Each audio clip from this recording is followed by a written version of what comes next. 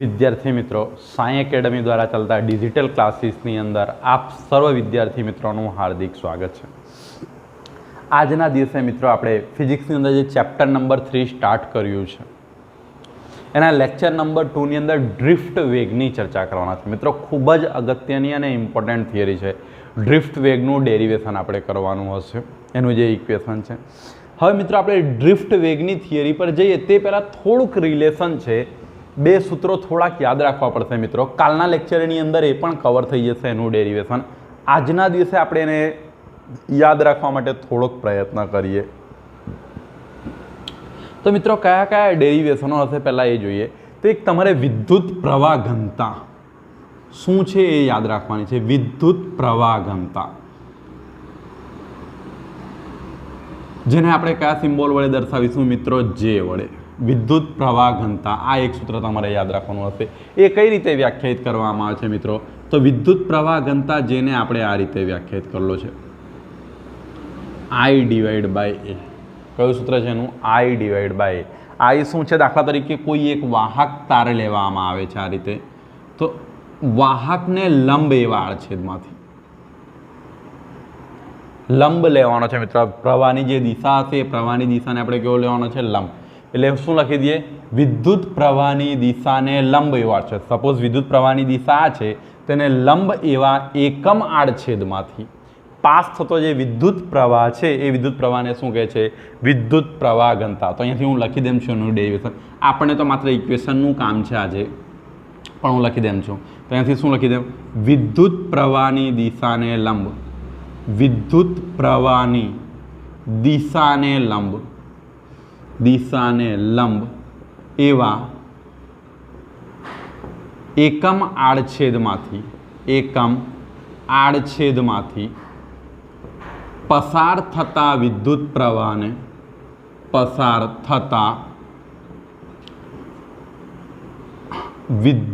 प्रवाहने विद्युत प्रवाह घनता कहे छे। विद्युत प्रवाह घनता जे कहे छे। आ मित्रों एक तमारे खास याद रखवानुं छे। विद्युत प्रवाह घनता एनी वात करवामां आवे तो मित्रों एनो एकम केवी छे? अहींयाथी विद्युत प्रवाह घनतानो एकम जेनो एकम कयो थशे तमारो? तो जुओ अहींयाथी कयो थशे? एम्पियर पर शुं आवी जशे? Meter square. शुं आवशे? Ampere per metre square. एक आ एक भौतिक राशिनुं सूत्र तमारे याद राखवुं पड़शे। आ एक रिलेशन। बीजुं मित्रों वाहकता आवे छे, आपणे एने याद राखवानी ट्राय करीए। नेक्स्ट लेक्चर अंदर एनु पण आपणे डिटेल में डेरिवेशन करीशुं। हमणां आपणे धोरण 10 नी अंदर जे अभ्यास कर्यो छे ते ज कॉन्सेप्टनो उपयोग करीने एनु सिम्पल डेरिवेशन करी नाखीए। तो आपणे धोरण 10 प्रमाणे ओमनो नियम खबर छे। V इक्वल टू शुं हतुं मित्रों तमारी पासे? IR। V इक्वल टू शुं हतुं? IR। चलो V इक्वल टू तमारी पासे शुं हतुं? IR। आ नियमनी आपणे नेक्स्ट लेक्चर अंदर चर्चा करीशुं। હવે V ઇક્વલ ટુ તમને ખબર છે આગલા ચેપ્ટરમાં વિદ્યુત સ્થિતિમાનમાં આપણે જોયું V ઇક્વલ ટુ તમે શું લખતા હતા? E ઇન્ટુ L, બરાબર ને? V ઇક્વલ ટુ તમે આ રીતે લખ્યું ને ઇન્ટિગ્રેશન E ડોટ DL, આ રીતે લખતા હતા ને? તો અહીંયાથી જો આની માત્રા વધારે હોય તો E ઇન્ટુ DL લખી શકીએ। તો અહીંયાથી શું થઈ જાય? I ઇન્ટુ શું લખી શકીએ? R, બરાબર ને? ચલો હવે અહીંયાથી E L आर नी वेल्यू धोरण 10 नी अंदर तमने याद होय तो आ रीते लेता था रो एल डिवाइड बाय ए। रो ने तमे कया नामे ओळखता था? अवरोधकता तरीके ओळखता था। रो नु आपणे कयुं नाम त्यां व्याख्यायित करेलुं हतुं? अवरोधकता तरीके व्याख्यायित करवामां आवे छे। हवे एल अने एल शुं थशे? केन्सल थाय बंने साइड थी। तो ई इक्वल टू तमारी पासे कयुं इक्वेशन आववानुं छे? I rho divide by A equal to. हवे I divide by A equal to शुं थशे तमारी पासे? I divide by A. तो विद्युत प्रवाह घनता शुं आवी जशे? जे। तो अहींयाथी E इक्वल टू तमारी पासे इक्वेशन शुं आवशे? J into rho. आ रीते रो ने शुं कहे छे? फरीथी याद करावुं। रो एटले शुं कहेवामां आवे छे? अवरोधकता। रो ने कया नामे ओळखवामां आवे छे? अवरोधकता। हवे मित्रों एक बीजी व्याख्या छे वाहकता। अहींयाथी वाहकता तो अवरोधकताना जे व्यस्त छे, अवरोधकताना व्यस्तने शुं कहे छे? वाहकता। तो अहींयाथी खास ध्यान राखजो, अवरोधकताना व्यस्तने शुं कहेवामां आवे छे? વાહકતા કહે છે, જેને આપણે સિગ્મા વડે દર્શાવી છે. એટલે અવરોધકતા જે છે એનો વ્યસ્ત લેવ તેને શું કહેવામાં આવે છે? વાહકતા કહેવામાં આવે છે. તો અહીંયાથી અવરોધકતાનો વ્યસ્ત એટલે વાહકતા સિગ્મા ઇક્વલ ટુ શું થશે? 1/ρ. તો હવે આ ઉપરનું ઇક્વેશન યુઝ કરીએ તો E ઇક્વલ ટુ તમારી પાસે શું છે? J into ρ. તો અહીંયાથી J ઇક્વલ ટુ હું આવું લખી શકું ને, E ડિવાઈડ બાય શું થશે અહીંયાથી ρ, અને 1/ρ એટલે શું થશે? સિગ્મા. 1/ρ એટલે શું થશે તમારી પાસે? J ઇક્વલ ટુ શું થશે? સિગ્મા ઇન્ટુ E, જ્યાં સિગ્માને શું કહે છે? વાહકતા કહે છે. સિગ્માને કયા નામે ઓળખવામાં આવે છે? વાહકતા કહે છે. જો આનું સદિશ સ્વરૂપ લખવું હોય તો J ઇક્વલ ટુ તમે શું લખી શકો? Sigma E. આ એક સૂત્ર મિત્રો તમારે યાદ રાખવાનું હશે હાલના સમયે. પાછળથી આપણે અવરોધકતા અને વાહકતાની ડિટેલમાં ચર્ચા કરીશું. અવરોધકતા એટલે મિત્રો કોઈ પણ પદાર્થનો એવો ગુણધર્મ જે તેના વિદ્યુત પ્રવાહનો શું કરે છે? વિરોધ કરે છે. અવરોધકતા એ જ કહેવાશે. ધોરણ 10ની અંદર તમે એનો કદાચ અભ્યાસ કર્યો પણ છે. અને વાહકતા એટલે અવરોધકતાનો વ્યસ્ત. અવરોધકતા જે છે એના વ્યસ્તને તમે કયા નામે ઓળખો છો? વાહકતા, જેને આપણે સિગ્મા વડે દર્શાવીએ છીએ. અને અવરોધકતાને તમે કયા વડે દર્શાવો છો? ρ વડે. તો મિત્રો આજના ડેરિવેશનની અંદર આપણે જે ડ્રિફ્ટ વેગનું ડેરિવેશન કરવા જઈ રહ્યા છે એની અંદર આ બે સૂત્રો ખૂબ જ અગત્યના ભાગ ભજવશે. એટલા માટે મેં તમને શું કર્યું એની પહેલેથી જ સમજૂતી આપી દીધી. હવે આપણે બંને સૂત્રો નોંધી લઈએ અને ડ્રિફ્ટ વેગ તરફ આગળ વધીએ. આપણે વિદ્યુત પ્રવાહ ઘનતાનું વ્યાખ્યાયિત કર્યું, J ઇક્વલ ટુ શું હતું? I divide by A. અને બીજું સૂત્ર આપણે J ઇક્વલ ટુ કયું વ્યાખ્યાયિત કર્યું? Sigma into E. આનું સદિશ સ્વરૂપ હોય તો આ રીતે તમે નોંધી શકો. આ બંને સૂત્ર મિત્રો આપણે હમણાં શું કરીએ છીએ? નોંધી લઈએ છીએ. પાછળથી આપણે એની ચર્ચા કરીશું. હવે આપણે મિત્રો ડ્રિફ્ટ વેગની ચર્ચા કરવાના છે. ડ્રિફ્ટ વેગ.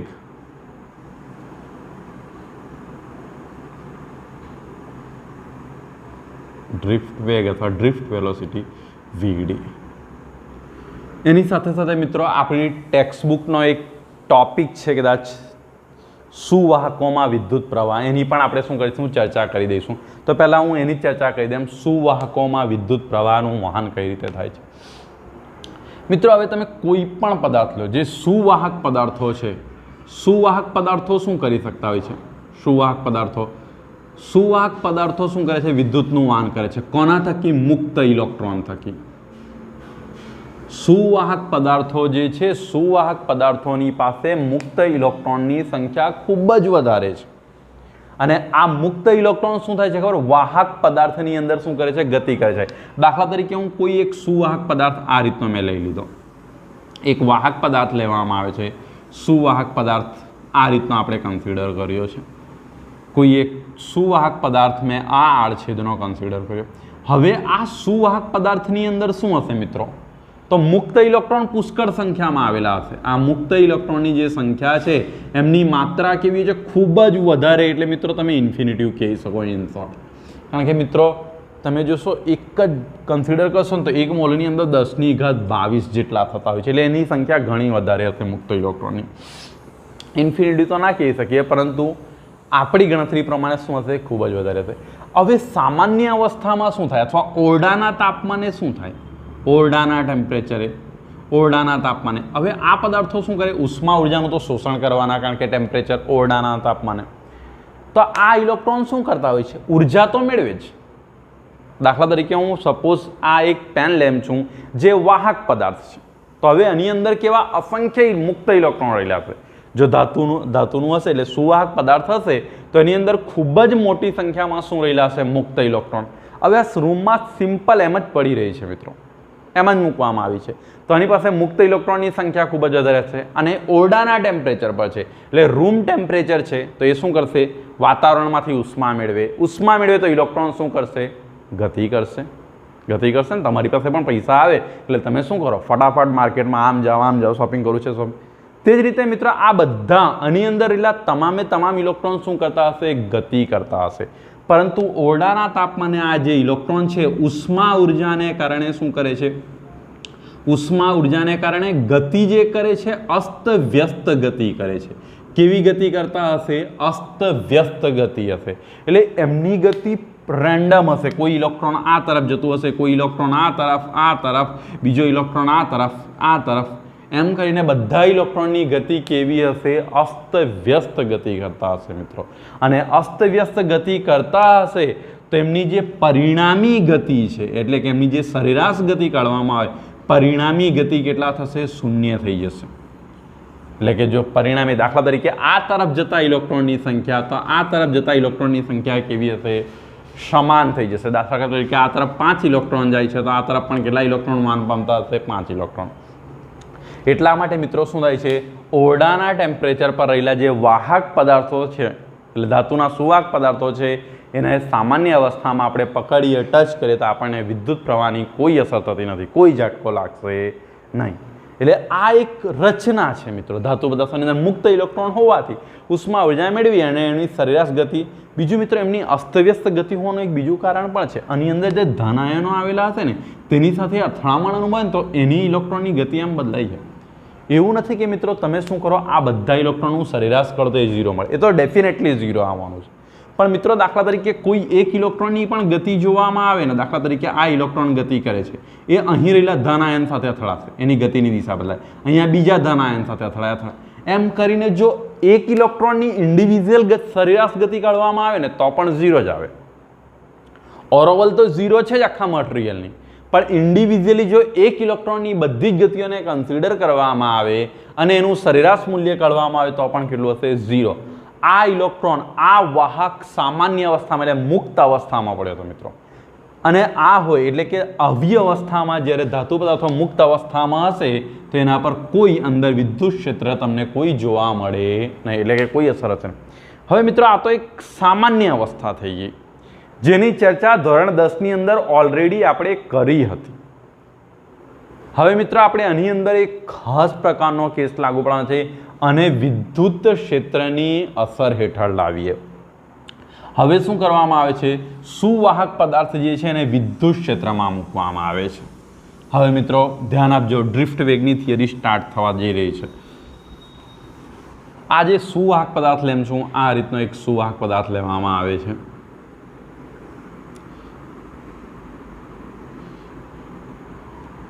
એની અંદર બાહ્ય એટલે એક્સટર્નલ વિદ્યુત ક્ષેત્ર આપણે લગાડીએ છીએ, ઈ એક્સટર્નલ. આ રીતનું વિદ્યુત ક્ષેત્ર છે, બાહ્ય વિદ્યુત ક્ષેત્ર મેં લાગુ પાડ્યું છે. હવે મિત્રો બાહ્ય વિદ્યુત ક્ષેત્ર લાગુ પાડવાથી શું થશે? એટલે કે જે વિદ્યુત ક્ષેત્ર હોય એની અંદર શું કરવામાં આવે છે? આ વાહકને મૂકવામાં આવે છે.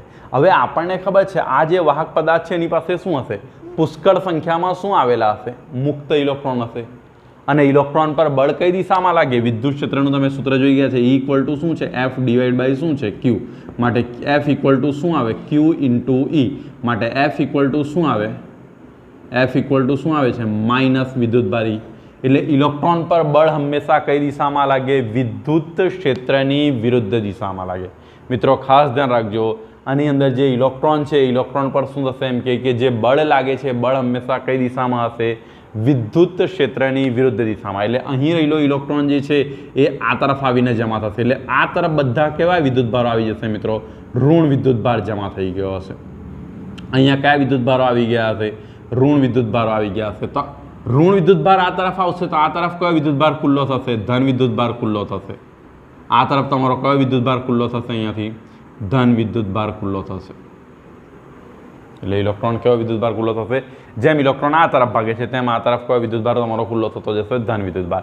હવે ઇનડાયરેક્ટલી મિત્રો શું થશે? એક આંતરિક વિદ્યુત ક્ષેત્રનું પણ નિર્માણ થશે, ઈ ઇન્ટરનલ.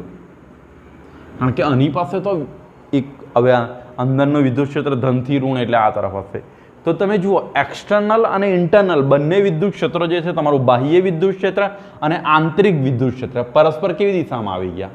વિરુદ્ધ દિશામાં આવી ગયા. એટલે સમય જતાં આ વિદ્યુત ક્ષેત્ર એટલું બધું પ્રબળ બની જશે, આંતરિક વિદ્યુત ક્ષેત્ર, કે બાહ્ય વિદ્યુત ક્ષેત્રની અસરને શું કરી દેશે? નાબૂદ કરી દેશે.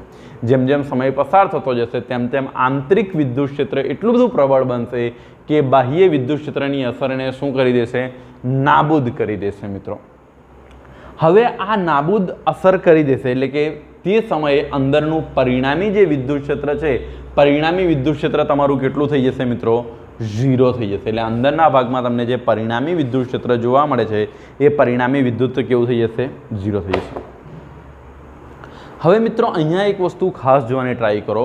અહીં જે ઇલેક્ટ્રોન ગતિ કરતા હોય છે આ દરમિયાન, એટલે આ ઇલેક્ટ્રોન જે ગતિ કરવાના છે, તો એ ઇલેક્ટ્રોનની ગતિ, જે ઇલેક્ટ્રોન આ તરફ આવ્યા એ કેવી ગતિ કરતા હશે? અસ્તવ્યસ્ત ગતિ કરતા હશે. એટલે ઇલેક્ટ્રોનની ગતિ, સપોઝ હું કોઈ ઇલેક્ટ્રોન લેમ છું, એ અહીંયાથી જાય છે, અહીંથી ગતિ શરૂ કરે છે.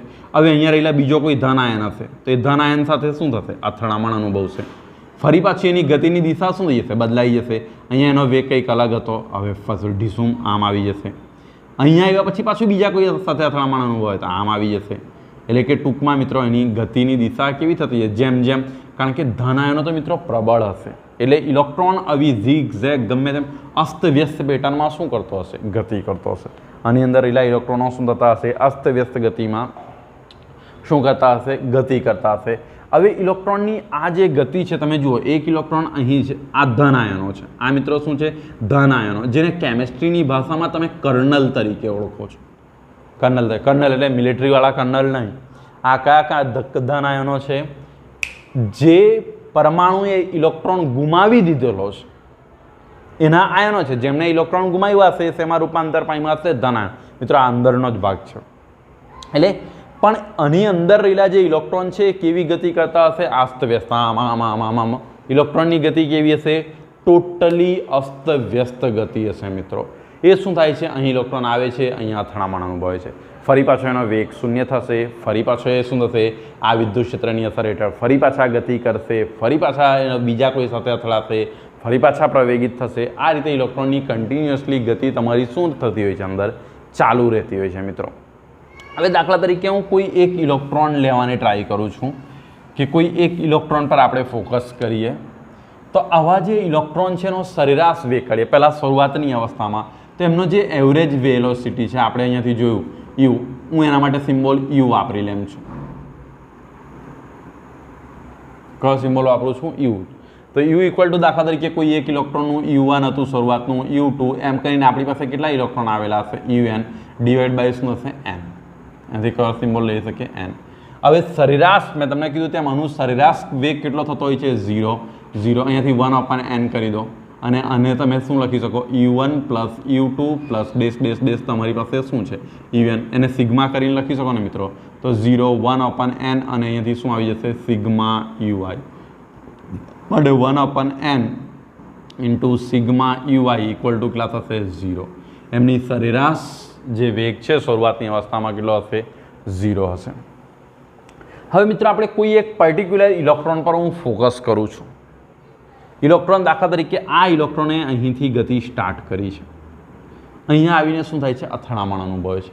મિત્રો યાદ રાખજો, આના પર વિદ્યુત ક્ષેત્ર તો લાગુ જ છે. હવે આ ઇલેક્ટ્રોન દાખલા તરીકે અહીંથી ગતિ કરે છે, અહીંયા આવીને એનો વેગ કેટલો થશે? 0. તો દાખલા તરીકે હું કોઈ એક પર્ટિક્યુલર ઇલેક્ટ્રોનનો વેગ લખવાની ટ્રાય કરું છું, VI બરાબર, તો UI એની પાસે શરૂઆતનો કંઈક વેગ હશે, પ્લસ એ જે પ્રવેગની અસર હેઠળ ગતિ થશે તો A into T, V equal to U in V equal to V0 plus AT લખતા હતા ને, એની જગ્યાએ આપણે U સિમ્બોલ વાપરેલો છે. હવે મિત્રો એ કઈ રીતે મેળવશો? તો A ઇક્વલ ટુ હમણાં જ આપણે મેળવ્યું, F ઇક્વલ ટુ તમારી પાસે શું છે? Minus E into capital E. આ જ આવેલા હતા ને મિત્રો. હવે F ઇક્વલ ટુ તમે શું લખી શકો? MA, તો minus E divide by E. માટે A ઇક્વલ ટુ તમારી પાસે શું આવશે? માઇનસ E, અને આ રીતના એની વેલ્યુ તમારી પાસે આ આવી જશે. ચલો મિત્રો, તો VI ઇક્વલ ટુ શું થશે? VI equal to UI minus EM divide by શું આવશે? અહીંયાથી આ રીતના થશે. આ મિત્રો શું છે? પર્ટિક્યુલર કોઈ એક ઇલેક્ટ્રોનનો વેગ ફોકસ કરેલો છે. આથી જે છે એ કોઈ એક ઇલેક્ટ્રોનનો. હવે મિત્રો આવી જે ક્રમક આ રીતના ક્રમિક અહીંયાથી એનો વેગ પ્રાપ્ત થતો જશે. તો હવે આ જે વેગ છે એનું સરેરાશ મૂલ્ય લેવામાં આવે, એટલે આના સરેરાશ મૂલ્યને શું કહેવામાં આવે છે? ડ્રિફ્ટ વેગ કહે છે. આ તમે એક ઇલેક્ટ્રોનનું ફોકસ કર્યું, એવા તમે બીજા ઇલેક્ટ્રોન, ત્રીજા ઇલેક્ટ્રોન, એમ ઘણા બધા ઇલેક્ટ્રોન હશે ને, તો આ જે ઇલેક્ટ્રોન છે એનું જો સરેરાશ મૂલ્ય લેવામાં આવે તો સરેરાશ મૂલ્યને શું કહેવામાં આવે છે? ડ્રિફ્ટ વેગ તરીકે ઓળખવામાં આવે છે. એટલે સરેરાશ મૂલ્યને તમે કયા નામે ઓળખી શકવાના છે? ડ્રિફ્ટ વેગ તરીકે. ચાલો, બે ક્રમિક અથડામણો વચ્ચેનો સરેરાશ વેગ, એને તમે કયા નામે ઓળખવાના છે? ડ્રિફ્ટ વેગ તરીકે. અને મિત્રો હવે આ સમયથી આ સમય સુધી ઇલેક્ટ્રોન જે છે ફ્રી થાય છે. અને એ દરમિયાન જે સમય લાગે છે ને આપણે ટો તરીકે ઓળખવાના છે. તો શું લખી શકીએ? રિલેક્સેશન ટાઈમ ટો તરીકે આપણે ઓળખવાના છે. તો રિલેક્સેશન ટાઈમ ટો. તો રિલેક્સેશન ટાઈમ ટો શું છે મિત્રો? તો બે ક્રમિક અથડામણો વચ્ચેનો સરેરાશ સમયગાળો. કઈ રીતે ગણવાનો? સપોઝ અહીંથી ઇલેક્ટ્રોન અહીં જાય છે, પ્રથમ અથડામણ અનુભવ તેના માટેનો સમય T1 છે, અહીં બીજી અથડામણ અનુભવ T2, આના માટે સરેરાશ T3. તો મિત્રો આ રિલેક્સેશન ટાઈમ ટો શું છે? આ જે અથડામણો છે T1 plus T2 plus dash અહીંયાથી હું કઈ લઈ લેમ Tn ડિવાઈડ બાય n. એને તમે કયા નામે ઓળખવાના છે? એમ કે રિલેક્સેશન ટાઈમ તરીકે ઓળખવામાં આવે છે મિત્રો. તો ઇનડાયરેક્ટલી હું એને આવી રીતે લખી શકું, બે ક્રમિક અથડામણો વચ્ચેના, બે ક્રમિક અથડામણો વચ્ચેનો સમયગાળો, સમયગાળાના સરેરાશ મૂલ્યને શું કહે છે? રિલેક્સેશન ટાઈમ શું કહેવામાં આવે છે? ટો. એટલે બે ક્રમિક અથડામણો જે થતી હશે એની વચ્ચેનો જે સરેરાશ સમયગાળો છે એને કયો કહેશું?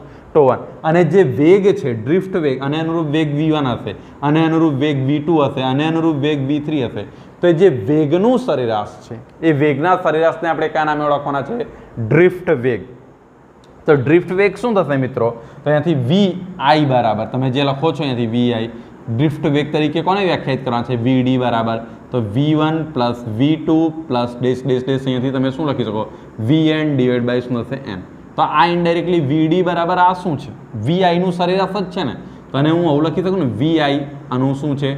સરેરાશ મૂલ્ય. આ શું હશે? સરેરાશ. એટલે કે ડ્રિફ્ટ વેગ, જો મિત્રો ખાસ ધ્યાન રાખજો, રિલેક્સેશન ટાઈમ બે ક્રમિક અથડામણો વચ્ચેનો જે સમયગાળો છે એનું સરેરાશ મૂલ્યને આપણે શેના તરીકે વ્યાખ્યાયિત કર્યું? રિલેક્સેશન ટાઈમ તરીકે. અને જે સરેરાશ વેગ છે એને તમે કયા નામે વ્યાખ્યાયિત કરવાના છે? ડ્રિફ્ટ વેગ તરીકે. તો હવે VD બરાબર તમારી પાસે શું આવશે અહીંયાથી?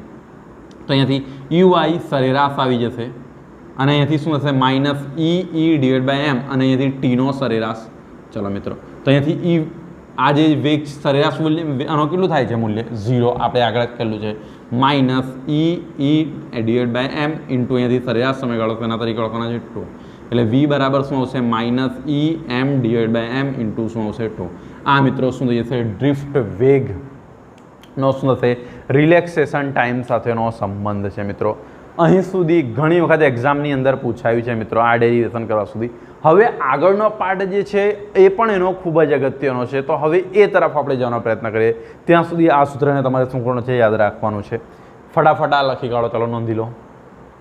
હવે શું કરીએ? આ જે વાહક લીધેલો છે એના આડછેદનું ક્ષેત્રફળ આપણે કેટલું ધારી લઈએ? A. મેં જે આડછેદ લીધેલો છે એનું કેટલું ધારી લેમ? A. એટલે વાહકના આડછેદનું જે ક્ષેત્રફળ છે, આડછેદનું ક્ષેત્રફળ હું કેટલું ધારી લેમ છું? આડછેદનું ક્ષેત્રફળ આપણે કેટલું ધારી લઈએ? A. આડછેદનું ક્ષેત્રફળ મેં કેટલું ધારી લીધું? A. ઇલેક્ટ્રોનની ડ્રિફ્ટ વેગ આપણને પતા છે, ખબર છે, ને એની સંખ્યા ઘનતા કેટલી ધારી લઈએ? ઇલેક્ટ્રોનની સંખ્યા ઘનતા. ઇલેક્ટ્રોનની સંખ્યા ઘનતા. તો ઇલેક્ટ્રોનની સંખ્યા ઘનતાને આપણે કેટલી ધારી લઈએ? Small n. એ કઈ રીતે વ્યાખ્યાયિત થશે? કુલ ઇલેક્ટ્રોન ડિવાઈડ બાય શું હશે? એનું કદ. એટલે ઇલેક્ટ્રોનની સંખ્યા ઘનતા રીતે. હવે મિત્રો ઇલેક્ટ્રોન આ તરફ ગતિ કરે છે, વિદ્યુત ક્ષેત્ર જે છે એની શું થતા હોય છે? વિરુદ્ધ દિશામાં ગતિ કરે. હવે મિત્રો તમે એક જસ્ટ ઇમેજ કરો કે ઇલેક્ટ્રોનનો કન્ટિન્યુઅસલી આમ પ્રવાહ ચાલુ છે.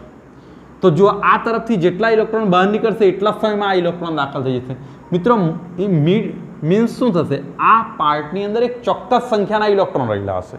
સપોઝ તમે એઝ્યુમ કરો કે પાણીનો પ્રવાહ આમ ચાલુ છે, તો આ તરફ જેટલું પાણી આઉટકમ છે તેટલું શું થાય છે? ઇનવર્ડ છે. એટલે જેટલું બહારની તરફ જાય છે તેટલું શું થાય છે?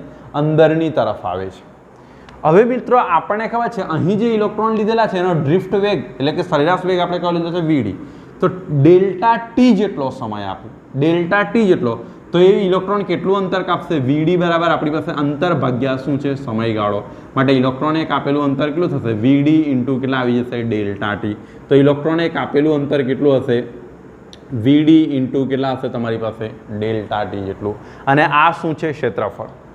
તો હવે ક્ષેત્રફળ ગુણ્યા તમને લંબાઈ પણ મળી ગઈ. એટલે ક્ષેત્રફળ ગુણ્યા લંબાઈ કરશો તો તમને શું મળી જાય? કદ મળી જાય. હવે મિત્રો મારે અહીં પ્રવાહ લખવો છે, તો પ્રવાહ હું કઈ રીતે લખી શકું? I બરાબર આપણી પાસે સૂત્ર શું છે? ડેલ્ટા Q ડિવાઈડ બાય શું હતું? Delta T. આ સૂત્ર હતું. માટે I equal to delta Q એટલે શું થશે? N ઇન્ટુ તમારી પાસે જેટલો વિદ્યુત ભાર છે તે ઇલેક્ટ્રોનની સંખ્યા n e ડિવાઇડ બાય એકલા લખવાના ડેલ્ટા ટી. હવે n એટલે શું થશે અહીંયાથી તો n into v into e divide by શું આવી જાય ડેલ્ટા ટી. હવે કદ મિત્રો કઈ રીતે આનું ફાઇન્ડ કરીએ તો કદ એટલે શું થશે તમને ખબર છે ક્ષેત્રફળ ગુણ્યા શું આવી જશે લંબાઈ માટે આ ઇક્વલ ટુ તમારી પાસે શું આવશે n અને ક્ષેત્રફળ ગુણ્યા લંબાઈ તો આનું ક્ષેત્રફળ કેટલું છે a અને લંબાઈ કેટલી છે vd ઇન્ટુ ડેલ્ટા ટી. ચલો કદ આવી ગયું ઇન્ટુ e ડિવાઇડ બાય શું છે તમારી પાસે ડેલ્ટા ટી એટલે ડેલ્ટા ટી કટ થશે માટે આ ઇક્વલ ટુ શું આવશે n a અને vdનું મૂલ્ય તમે મેળવેલું છે કયું મળેલું છે તમારી પાસે vd ડ્રિફ્ટ વેગનું મૂલ્ય તમને કયું મેળવેલું છે તો e small e divide by કેટલા છે અહીંયાથી તમારી પાસે m ઇન્ટુ ટાઉ ને અહીંયા કેટલા છે e. મિત્રો અહીંયાથી આનું મોડ્યુલ લેવાનું કયું મૂલ્ય લેવાનું મોડ્યુલ કારણ કે આપણને ચલો આ ઇક્વલ ટુ શું આવશે n a e divide by small m tau e. ચલો મિત્રો આને સિમ્પ્લિફાઈડ કરીએ તો આ ઇક્વલ ટુ શું થશે n a ને આ તરફ શિફ્ટ કરી દઈએ તો અહીં શું થશે i ડિવાઇડ બાય a આવી જશે n e ઇન્ટુ e તો શું થશે e square capital e divide by m into અહીંયા ટાઉ શું આવી જશે to i divide by a એટલે શું થશે વિદ્યુત પ્રવાહ ઘનતા આપણે શરૂઆતમાં જ આની ચર્ચા કરી એટલે અહીંયા શું થશે જે અહીંયા શું થશે n e square e divide by અહીંયા કેટલા આવશે સ્મોલ m અને અહીંયા શું આવી જશે ટાઉ ટો. હવે જે ઇક્વલ ટુ મિત્રો આપણે બીજું અને જો સદિશ સ્વરૂપમાં લખવું હોય તો તમે આ રીતે લખી શકો આ તરફ વિદ્યુત પ્રવાહ ઘનતા અને વિદ્યુત ક્ષેત્રની દિશા કેવી હોય છે એક જ. હવે મિત્રો જે ઇક્વલ ટુ આપણે એક બીજું સૂત્ર બની ગયા સિગ્મા ઇન્ટુ e તો અહીંયા શું થશે n e square divide by small m into e divide by અહીંયા શું આવી જશે ટાઉ ટો. ચલો e અને e કેન્સલ માટે સિગ્મા ઇક્વલ ટુ શું થશે તમારી પાસે n e square divide by small m અને અહીંયા ટાઉ શું આવી જશે ટો. મિત્રો આ એક ખૂબ જ અગત્યનું સૂત્ર છે. હવે આનાથી આપણે આગળ ગઈએ તો આપણને ખબર છે આ જે વાહકતા છે અને તમે કયા નામે ઓળખો છો વાહકતા તરીકે ઓળખવામાં આવે છે. હવે એ શું છે અવરોધકતાનો વ્યસ્ત તો 1/ρ ઇક્વલ ટુ શું થશે n e square divide by m into અહીંયા શું આવી જશે ટાઉ ટો. ચલો તો ρ ઇક્વલ ટુ તમારી પાસે શું થશે અહીંયાથી m ડિવાઇડ બાય શું થશે n e સ્ક્વેર ઇન્ટુ અહીંયા શું આવી જશે ટાઉ. મિત્રો આ એક ખૂબ જ અગત્યનું સૂત્ર છે અગત્યનું ડેરિવેશન છે. કયા સંદર્ભમાં આ ડેરિવેશન ખૂબ જ અગત્યનું છે તો તમે આ સૂત્ર તરફ ધ્યાન આપવાની ટ્રાય કરો. અવરોધકતા એ શું કરે છે વિદ્યુત પ્રવાહના માર્ગમાં અપોઝ એટલે વિરોધ ઊભો કરે છે. વિદ્યુત પ્રવાહનો વિરોધ એટલે ઇનડાયરેક્ટલી ઇલેક્ટ્રોનની સંખ્યામાં શું થાય છે ઇલેક્ટ્રોનની સંખ્યામાં શું થાય એના ઘટાડો કરે. હવે મિત્રો શું થશે તમે જુઓ જ્યારે સુવાહક પદાર્થો તમે જેને કહો છો માત્ર સુવાહક પદાર્થોની વાત કરવામાં તો સુવાહક પદાર્થોમાં ઓલરેડી પહેલેથી જ ખૂબ જ મોટી સંખ્યામાં મુક્ત ઇલેક્ટ્રોન આવેલા છે. હવે જ્યારે આવા પદાર્થોને ઉષ્મા આપવામાં આવે તો વધારાના ઇલેક્ટ્રોન છૂટા પડશે. મુક્ત ઇલેક્ટ્રોન ઉપરાંત જે પરમાણુ સાથે બંધનમાં રહેલા હશે તે ઇલેક્ટ્રોન છૂટા પડશે તો મિત્રો એમની સંખ્યા શું થઈ જશે ખૂબ જ વધી જશે. આથી ઇલેક્ટ્રોન ખૂબ જ નજીક આવી જશે.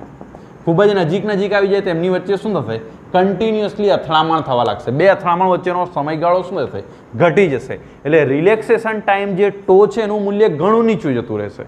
અને મિત્રો આ નીચું જશે તો અવરોધકતાના મૂલ્યમાં શું થાય વધારો. એટલે જ્યારે તમે ધાતુ પદાર્થોને સ્પેશિયલી ખાલી ધાતુ પદાર્થોને જ્યારે ગરમ કરવામાં આવે છે એટલે ઉષ્મા આપવામાં આવે છે તો તેમની જે અવરોધકતા છે એમાં વધારો થાય છે અને વાહકતાના મૂલ્યમાં શું જોવા મળે છે ઘટાડો જોવા મળે છે. ખૂબ જ અગત્યનો કેસ છે મિત્રો. આજનું આ ડેરિવેશન ખૂબ જ અગત્યનું હતું થોડુંક ટફ પણ હતું. તમે એક બે વખત ટ્રાય કરજો અને કોઈ સમસ્યા હોય તો કોમેન્ટ બોક્સની અંદર જણાવજો જેથી નેક્સ્ટ વિડીયોની અંદર એને ઇમ્પ્રુવમેન્ટ કરી શકાય. અને મિત્રો હવે ટૂંક સમયમાં આપણે એવું પ્લાનિંગ કરી રહ્યા છીએ આ વીકની પછી કે આપણે શું કરીશું ફિઝિક્સના જે ક્લાસીસ છે ઓનલાઈન રેગ્યુલર એટલે કે લાઈવ ક્લાસીસ સ્ટાર્ટ કરીશું સવારે 7 થી 8. હું જ્યારે સ્ટાર્ટ કરવાનો હોઈશ તેના આગલા દિવસે તમને કહીશ. એટલે મિત્રો 7 થી 8માં દરેક વિદ્યાર્થીએ રેગ્યુલર સવારે જ હાજર રહીને તમે એ વિડીયો જોઈ શકશો અને તમારો કોઈ પણ ક્વેશ્ચન હોય તો તે જ સમયે પૂછી શકશો જેથી તેમને ચાલુ વિડીયોમાં અથવા વિડીયોના એન્ડ સુધીમાં તમને રિપ્લાય કરી શકાય. Okay, thank you.